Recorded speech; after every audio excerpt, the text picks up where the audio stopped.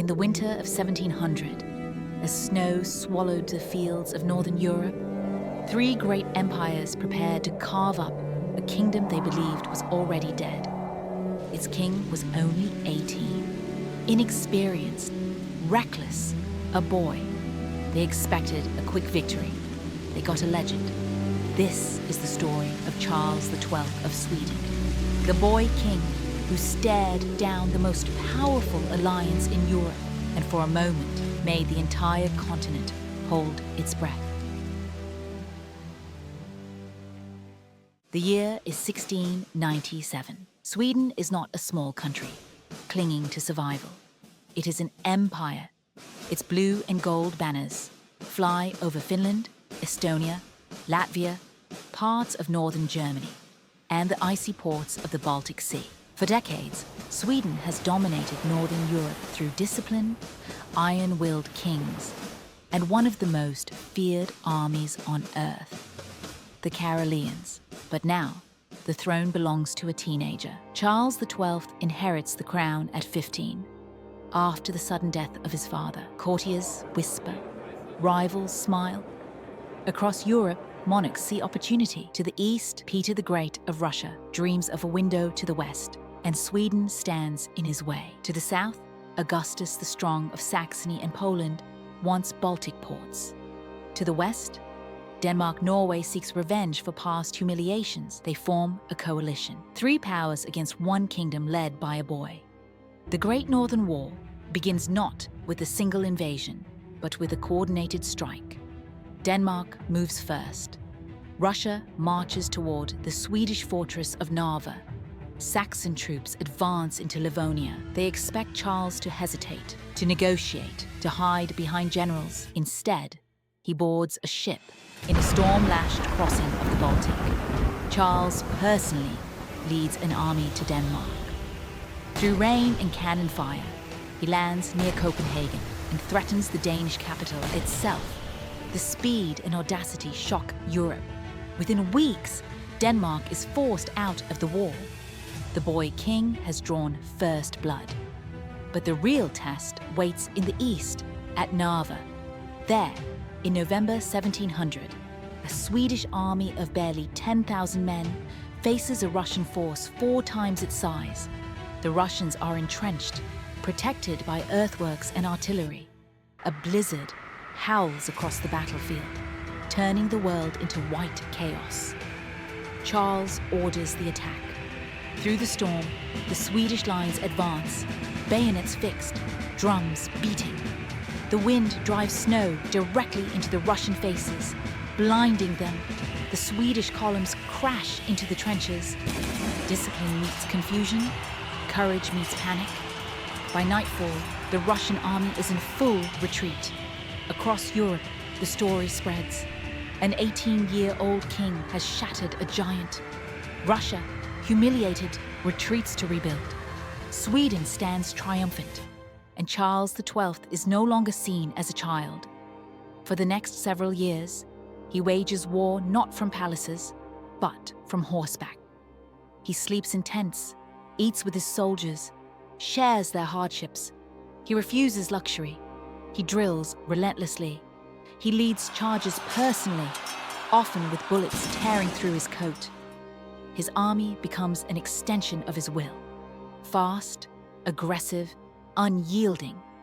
Instead of crushing Russia immediately, Charles turns south, pursuing Augustus of Saxony and Poland. Campaign after campaign, he outmaneuvers and defeats larger forces. He installs a new king on the Polish throne. One by one, Sweden's enemies fall back. By 1706, it seems nothing can stop him. But war has a way of punishing confidence. In 1708, Charles finally turns east, determined to deliver the decisive blow against Russia. His target is Moscow itself. The plan is bold. March deep into the heart of the Russian Empire and force Peter the Great to surrender. But Russia has changed since Narva. Peter has reformed his army, modernized his artillery, and learned from defeat.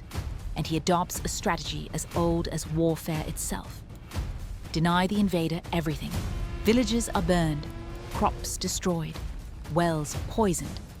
The Swedish army marches through empty land, their supply lines stretched thin, winter closing in. Hunger becomes their constant companion. Still, Charles presses on. He refuses to retreat. He believes victory lies just ahead. In Ukraine, he seeks support from the Cossack leader, Ivan Mazepa, hoping to find fresh supplies and reinforcements. But the Russian army follows, shadowing him, waiting. In the summer of 1709, the two forces meet near the town of Poltava. It is here that the dream of invincibility ends. On the eve of battle, Charles is wounded in the foot by a stray bullet. He cannot walk, cannot ride. He must be carried on a litter to observe the fight. His army, exhausted and outnumbered, faces a Russian force now equal in discipline and superior in artillery. The Swedish attack falters.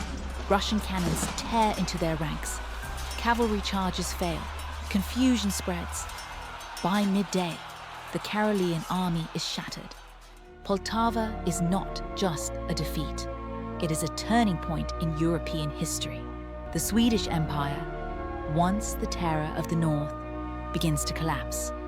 Charles flees south into Ottoman territory, where he will spend years in exile, trying desperately to draw the Sultan into war against Russia.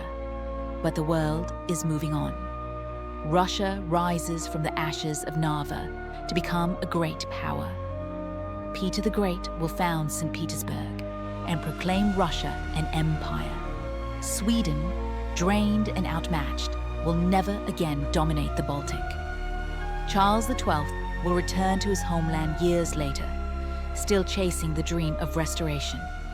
He will die in 1718, on the battlefield, shot through the head during a campaign in Norway.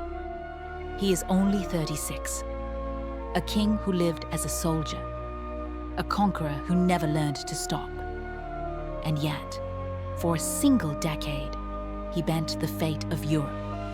He proved that youth was no barrier to genius, that audacity could shatter empires, that a single will, burning bright enough, could challenge the balance of power itself.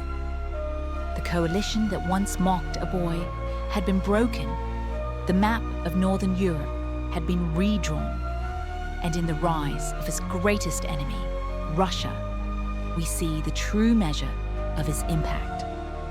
Charles XII did not build a lasting empire, but he stood at the hinge of history, between Sweden's age of dominance and Russia's ascent to greatness. The echoes of his decisions would shape the next centuries of European power